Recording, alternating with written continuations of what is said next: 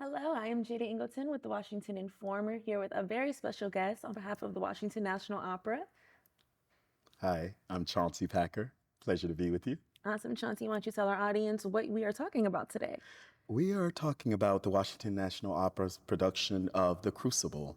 I'm here in DC to sing the role of Judge Danforth, who presided over the witch trials of Salem, the witches' trials. Yes. And I'll start with this question. If someone came to you who didn't know anything about opera and was like, should I go see The Crucible? What would you say to them about why it's a standout performance? I would say you should come see The Crucible. It's the storyline is based on a classic American tale of the Puritans and the Crucible and the Salem witch trials. It's a well-written opera.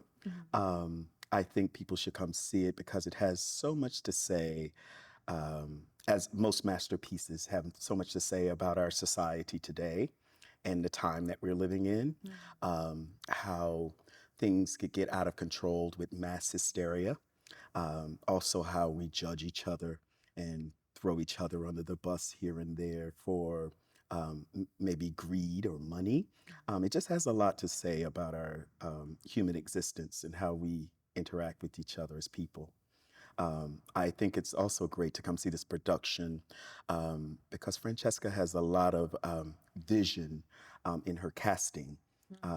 I'm singing the role of Judge Danforth, and again, a Black man singing a role of a Puritan judge is a little different in this time.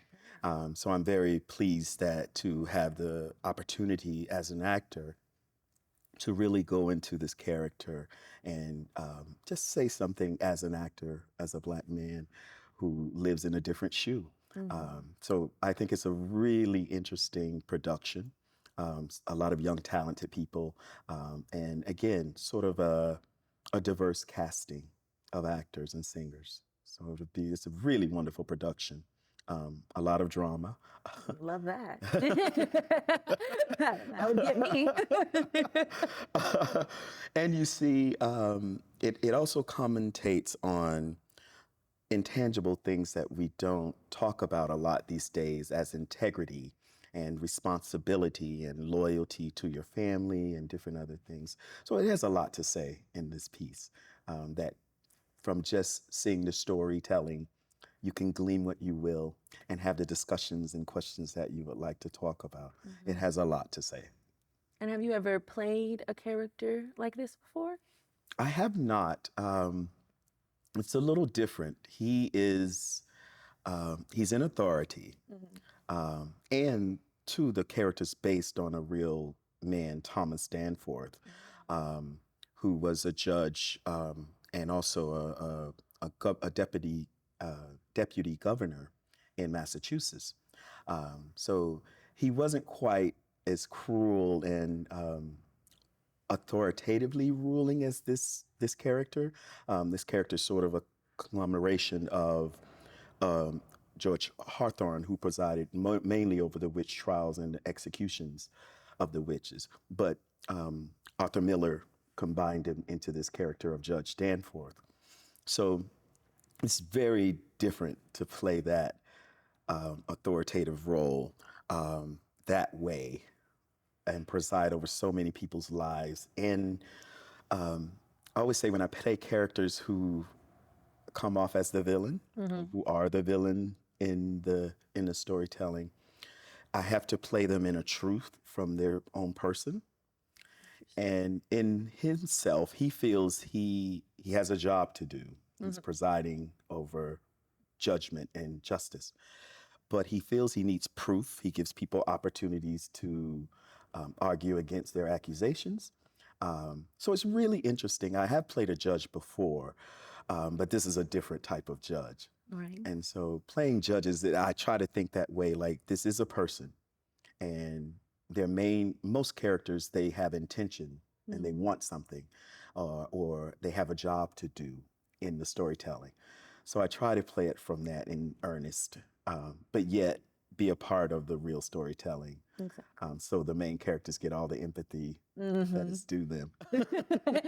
But I feel like in a sense you almost get, maybe certainly justified isn't the right word, but flipping the script, you almost get a little bit of a different understanding in a Yes. sense Yes. of that. Okay, You do. absolutely. Which is why I always say I encourage people to go see theaters, see movies, see. Um, again, I had a teacher tell me, it's like, what we do, nobody really dies. Hmm. But then on the flip side of that, there's a thin line of we have the exchange with an audience. We put people in a comfortable seat and we dim the lights. We Right. sort of disarm them to be very accessible to see the human reflection in what we're presenting.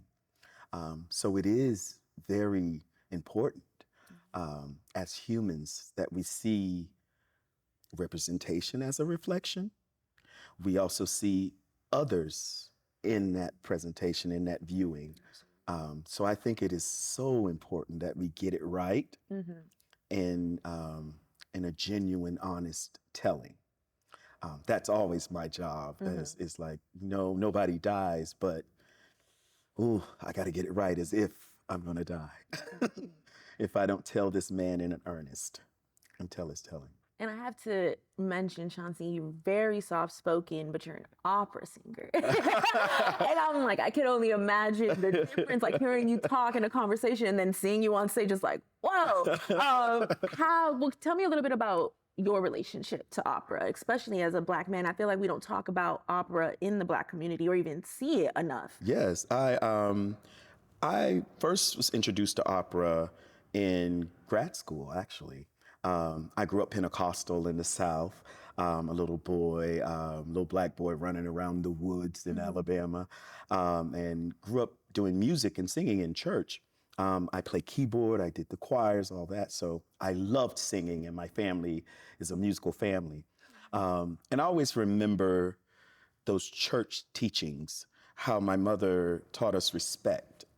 When the preacher's preaching, when someone else is presenting music, be respectful. Hmm. You don't have to like the song the choir is singing, but be respectful and give them your attention. So from that training, I sort of received most music in that way. And growing up Pentecostal, we definitely had rules. You couldn't listen to this, you couldn't Right. do that. But I always go back to that training of respect. My mother was like, you all can't dance, but respect them if they do their little dance. So that's how I came to opera when I was introduced to it. Hmm.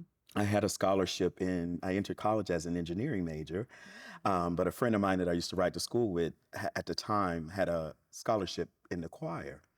Okay. And I applied for the scholarship. I got in the choir. And that bug, that love of singing was there. And I was like, well, maybe I could do it. And so when I did switch to music, I wanted to be a jazz singer. But I knew the importance of getting a serious technical training. I wanted to be able to do any style of music that I wanted to do, but I felt I need to be trained as well as I can, and always study. And I'm still studying. Hmm. But it was through respect and the adventure of going down a new path. Um, I was a good mimicker, Hmm. someone who can mimic as a kid. So that sort of served me in being open to doing styles of music that were different. Hmm. Even in the acting, it's like I could be a clown, I could be serious, I could be soft spoken, but I could be very loud. Right. So there is a freedom Hmm. in what I do. There is a restraint and a restriction at times. But when I sort of get jaded by the business of what we do, I go back to that freedom and that love of, okay, I have this freedom in what I present in myself and my art. Um, so it's really a beautiful genre of art. Everything from Porgy and Bess that uses gospel and jazz influences and vaudeville contribution to music through opera, to this piece that's another American great, but that is very different, very different. So I relish the journey of new heights and new music and new expressions and new ways to show the human existence and exchange and reflection. Love that. My final question, kind of picking back off that little boy who knew he loved and had something, but was like, let me take the steps. Yeah. When you look at specifically with, this role that you're playing now, Mhm. how do you kind of see that reflection of yourself, if that makes sense? What are some things that are that foundation for you when it comes to, your talent and passion, but I guess you've evolved as well, if that Yeah. makes sense.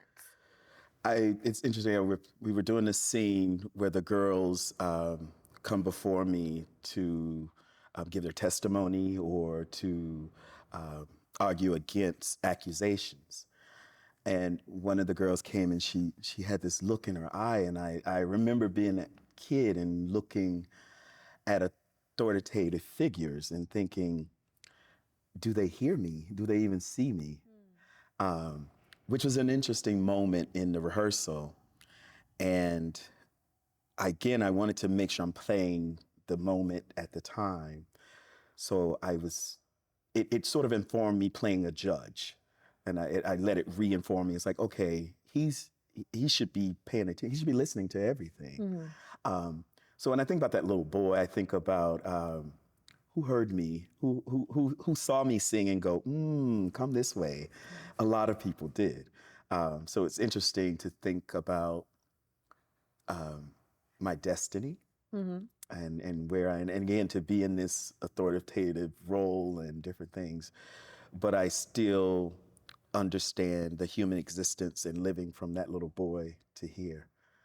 And that's everything. That's every role I do. I should bring that with me. Yeah, it was very interesting. It's like, again, playing this villain, but having a human empathy in it. So, It yeah. sounds like that's kind of a common theme for some of the characters. Yes. Everyone's a villain. Everyone has low empathy now. But that's good. Or lack thereof. Absolutely. It goes well. The audience will tell you which way it goes for them. Thank you so much, Chauncey. It was great meeting and learning about you a little bit in this conversation. Oh, great. I hope people come to see the opera. It's a diverse cast. It's some great performances, really good material. And come and see what it has to say for us as humans in this very different time.